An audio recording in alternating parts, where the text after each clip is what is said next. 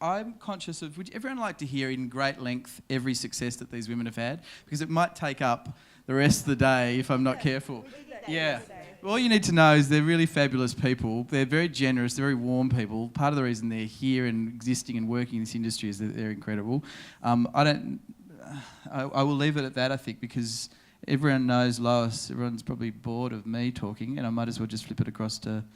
Do you want to kick off first, Lois, or is that your intention? Oh, okay. Would you like to?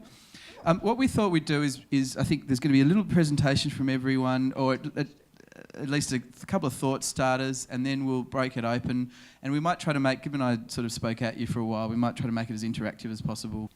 I'm just going to talk really briefly about a little case study on the producer's role in development, because we haven't really touched on that, and then just give you my thoughts on what does best practice actually mean when it comes to producing.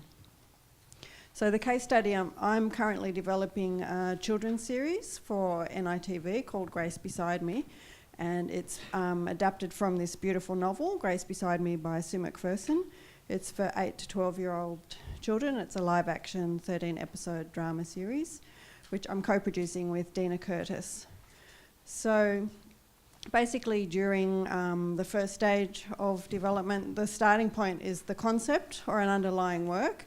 So it's the producer's role to sort of come up with an idea from that underlying work. How can this be translated to screen? Pitch that to a broadcaster and try and find interest for it.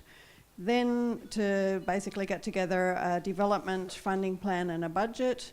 Try and think where can the money come from to make this, a preliminary finance plan. And then working with that broadcaster, the idea is, to try and establish that partnership, at least informally, as early as possible, and include them in sort of discussions about writers. And once you've actually got a formal development agreement with that broadcaster, then everybody that you bring to the team at a high level, in terms of creative team, need to be approved. Then there's obviously securing the development funds and the sort of initial contracting of for the funding and the writers. So at that stage, the producer's often quite lonely. I really liked Trish's kind of vision yesterday of the lonely producer with a suitcase of ideas on a marathon. It feels like that. Then once you get the funding for development, things start to move forward, and you have writers and you actually have people to work with. So then it's a matter of coming up with a timeline and a process and matching that to the development budget. So this is just a little example. Our starting point was to bring together our 3 core writers, Sue McPherson, who wrote the novel, John Bell and Danielle McLean. But then we also brought in some story consultants, an actor and a director of photography, Shari Sebbins and Murray Louie. And we just had a fantastic free range sort of story, writer's room, story conference, where we just really kicked around ideas. How can we translate this novel to the screen? We had to age it down. We knew that. The novel had some quite sort of serious issues in it that weren't appropriate for children's television. And to really just try and define what the series is going to be as opposed to what the novel is. And then get feedback from all our stakeholders on that. So the producer's role is both practical and creative at that stage. And there's our wonderful team that we all met in the lovely Lord Byron resort. And then we basically produced a series Bible out of that exercise, just a really short form one with 1-paragraph synopses for each of the episodes. Got feedback again from our stakeholders, in this case NITV as our broadcasting partner, the Children's Television Foundation who are funding the development, and Screen Australia Indigenous. So then the feedback we got was that it was actually still too old. It was still more like reading like family viewing rather than really young 8 to 12. And so then we had to kind of, in a little bit, go back to the drawing board, workshop it again, refine it, and come up with a new Bible. Again, get those approvals, feedback, and now we're at script writing stage. We're just about to start second draft scripts. So the role of the producer, again, is both practical, dealing with managing the budget, all of that sort of managing stakeholder feedback, all that sort of stuff, as well as creative, reviewing the scripts, really making sure that it's on track, that it's right for the audience, and all of the other kind of management roles. And there's our second team. In this case, it was just the writers and producers and our story editor working together.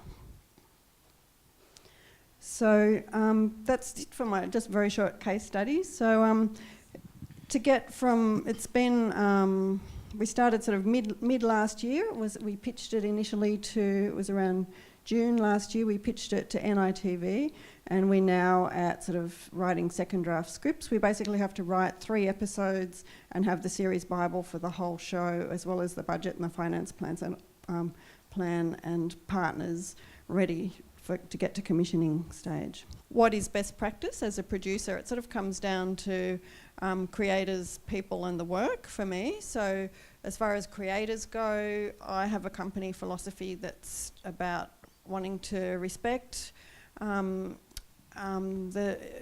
expect creators. I come from a background in the arts, and I also have huge respect for writers. So respect and integrity when it comes to dealing with creators, which means a respectful deal when it comes to the rights, including it's balancing creative control and consultation with the creatives, and working with creatives. It's about trying to balance leadership, trust and support, and also managing and keeping the whole vision of the project on track. So it's a bit of a balancing act. As far as people, working with people goes, obviously it's contracts, again, conditions and fees. Respectful communication. I actually think this is the hardest thing in the whole business. It's a massive team collaboration, and it's about how to respectfully communicate why you think something is working or isn't without actually getting emotional or uptight about it. It can be really hard, and especially if you're in an edit room or you're watching something on rushes and you're really feeling like it's not working, but to actually articulate calmly why and then discuss that and respectfully consider everybody else's opinion as well. It can be quite hard sometimes not to get emotional. Getting the team right for your project, it's just the most important thing. It's like aim high, take time and don't compromise. Really, really try and get the best people on your team, not the people that not your best friends. Balancing getting the best people while also creating opportunities and mentoring more emerging practitioners. Relationships and collaboration. To me, the biggest thrill of working in this industry is when the creative collaboration's working. It's just such a joy.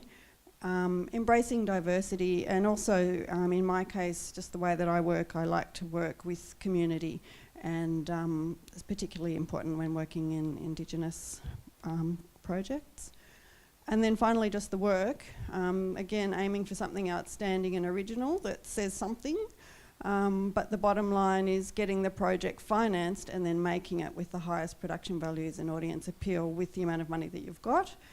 And again, the balancing act, treating people right, getting value for money, but also getting the best outcome. It is a relationship business. I mean, at the end of the day, there are very unusual people in this industry because it's a difficult industry, and only unusual people would continue to want to be part of this industry. This room included.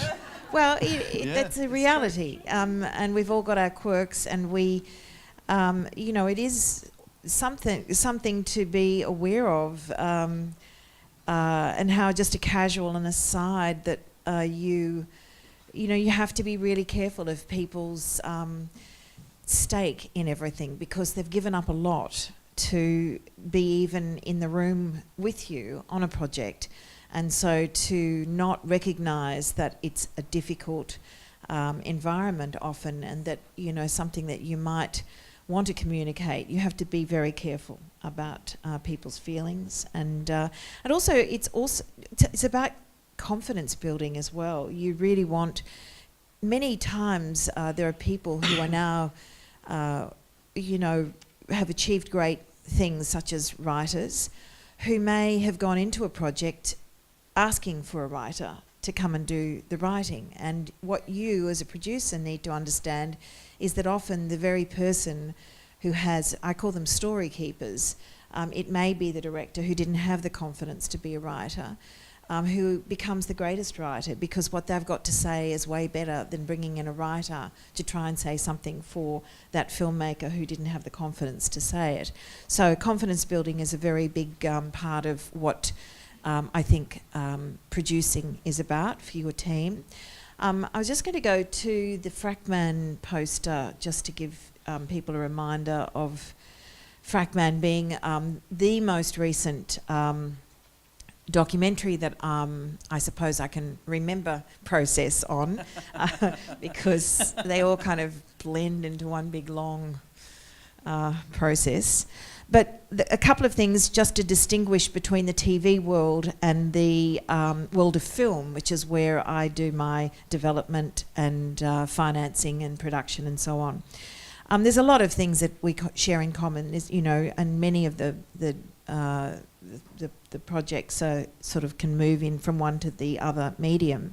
But the difference in terms of, I suppose, the development's probably very similar, but the financing and marketing to try and find the money and the champions for the project can be very different. And I wanted to talk a little bit about markets, because I think that is a vital part for both television and film. But in the film case, you're dealing with theatrical distributors as distinct from broadcasters, though you often in television are dealing with distributors as well, but they tend to do television markets.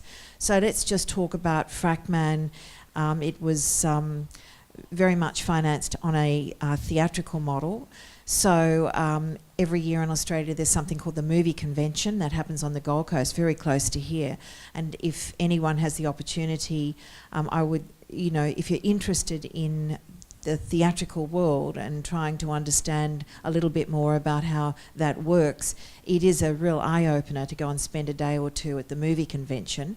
It's where all the Australian distributors are trying to sell in their products for the coming 12 to 18 months to the exhibitors, who are either big chains or independent mum and dad cinema owners throughout Australia and New Zealand. And you get a real sense of the coalface of the theatrical world by going to that convention. And it's something that I've attended every year for, several decades, or it feels like several decades, maybe it's about 15 or 16 years. But back in the day when I first started going there were very few producers who understood that this was actually a very vital part of the scene if you wanted to try and make friends with distributors, find out how they tick, and then try to match the projects that you're developing to the right distributor.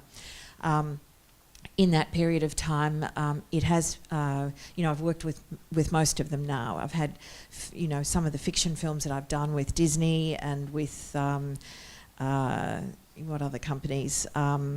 Universal, Hoyts, which is now Studio Canal, and more recently, Frackman. We started our journey with E1, ended up with Madman in a home auxiliary role, because we changed halfway through our distribution or the beginning of our distribution journey from a traditional release with E1 into a self-distributing arrangement from the producers, working with Tug, and then eventually moved with Madman into all the digital, DVD, airlines, etc. We're in that process now.